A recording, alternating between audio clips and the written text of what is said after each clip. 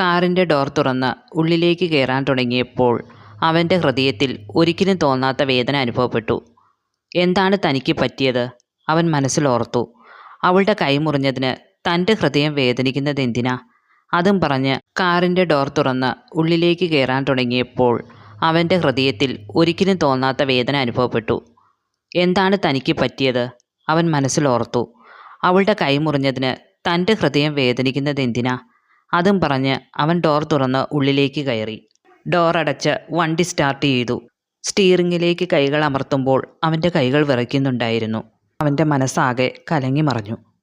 തനിക്ക് എന്താ ഇങ്ങനെ സംഭവിക്കുന്നത്? തൻ്റെ മനസ്സിനെ തനിക്ക് നിയന്ത്രിക്കാനാവുന്നില്ല. പെട്ടെന്ന് തന്നെ അവൻ സീറ്റിലേക്ക് ചാരിക്കിടന്നു, കണ്ണുകളടച്ച്. അല്പനേരം അങ്ങനെ കിടന്നു. അവൻ കണ്ണു തുറക്കുമ്പോൾ കാറിൻ്റെ കണ്ണാടിയിലൂടെ അവൻ കണ്ടു ഇഷാനി തൂവാല കൊണ്ട് ചോര ഒപ്പുകയായിരുന്നു. തുടയ്ക്കും തോറും അവളുടെ ചോര കൂടിക്കൂടി വരികയും അതോടെ അവൻ്റെ മനസ്സ് അസ്വസ്ഥമാകാൻ തുടങ്ങി. തൻ്റെ മനസ്സിനെ ശാന്തമാക്കണമെങ്കിൽ താൻ എന്തെങ്കിലും ചെയ്തേ പറ്റൂ. അവൻ വേഗം വണ്ടിയുടെ ഡോർ വലിച്ചടച്ചു. എന്നിട്ട് ഇഷാനിയുടെ അടുത്തേക്ക് ചെന്നു. അടുത്തു വന്ന് നിൽക്കുന്ന അവനെ കണ്ടപ്പോൾ അവൾ ഞെട്ടി. നിങ്ങൾക്ക് എന്തു വേണം? ഇനിയെങ്കിലും എന്നെ ഒന്ന് വെറുതെ വിട്ടുകൂടെ? അവൾ കരഞ്ഞുകൊണ്ട് പറഞ്ഞു. അവൻ അവളുടെ കയ്യിലേക്ക് നോക്കി. മുറിവിൽ നിന്ന് വരുന്ന ചോര നിൽക്കുന്നില്ല. അവൻ വേഗം അവളുടെ കയ്യിൽ പിടിച്ചു. അവളുടെ കയ്യിൽ ചോരയിൽ പൊതിഞ്ഞിരുന്ന തൂവാല വാങ്ങി ദൂരെ എറിഞ്ഞു. നിങ്ങൾ എന്താ ഈ കാണിക്കുന്നേ? എന്നെ വിട്. അവൾ കരയാൻ തുടങ്ങി. അവൻ അവളുടെ കൈ പിടിച്ചു വലിച്ചുകൊണ്ട് കാറിൻ്റെ ഫ്രണ്ട് ഡോറിൻ്റെ അടുത്തെത്തി. ഡോർ തുറന്ന് അവളെ അതിനകത്തേക്ക് തള്ളിയിട്ടു. എന്നിട്ട് ഡ്രൈവർ സീറ്റിൽ അവനും ഇരുന്നു. കാറിലേക്ക് വീണ അവൾ ചാടി എഴുന്നേറ്റു. ഡോർ തുറക്കാൻ തുടങ്ങി. കാർത്തിക് കാർ ലോക്ക് ചെയ്തു. നിങ്ങൾ എന്തൊക്കെ ഈ കാണിക്കുന്നേ?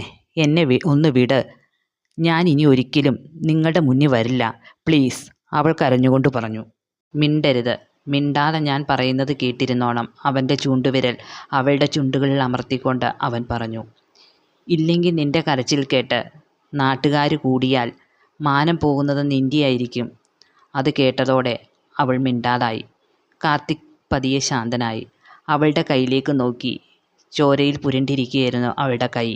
അവൻ വേഗം വണ്ടിയുടെ ഡാഷ്ബോർഡ് തുറന്ന് ഫസ്റ്റ് എയ്ഡ് കിറ്റ് എടുത്തു. എന്നിട്ട് അവളുടെ അരികിലേക്ക് നീങ്ങിയിരുന്നു.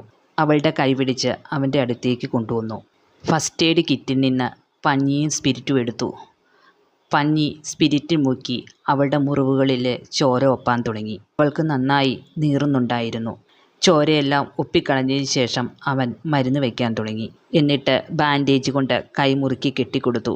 ഇനി നിനക്ക് പോകാം, അവളുടെ മുഖത്തേക്ക് നോക്കാതെ അവൻ പറഞ്ഞു. അവൾ മെല്ലെ കാറിൻ്റെ ഡോർ തുറന്നു.